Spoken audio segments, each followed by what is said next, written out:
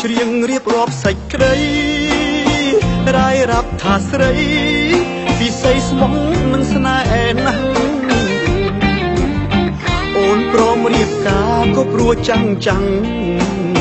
បងខំដូរផ្លាំងឲ្យអូនរៀបការគូថ្មីវាចាំងកម្រិលពេកណាស់ទៅហើយអោសង្សារអើយមិនបាច់អូនប្រឹងបំភ្លៃបើជ្រឹងយកគេរៀបការចុងថ្លៃតែសូមចិត្តស្រីកុំក្រឡៃដាក់ចាំងទុំបងដឹងបងក្រគេមានដល់កស្រីអកថាស័ក្តិសមយកលេងផ្ដេសផ្ដាំចោលដាក់ចាស់ទុំហើយថែមចោលព្រំលីខិត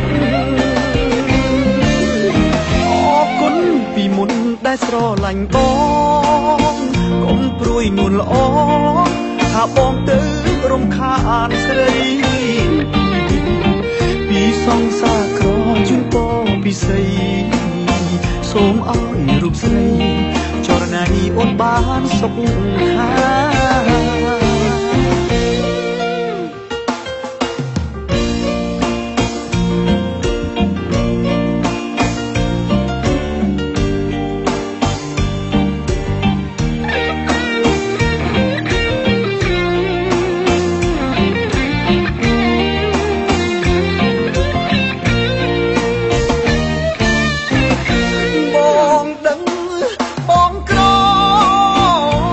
មានដល់ក